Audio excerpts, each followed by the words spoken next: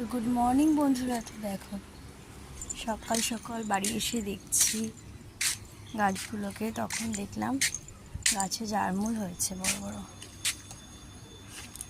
এখানে হয়েছে, ওপরে এখন সব পাড়া হবে। এই কটা জায়গায় হয়েছে, পাখিতেও খেয়ে গেছে, বেশ বড় বড় হয়েছে।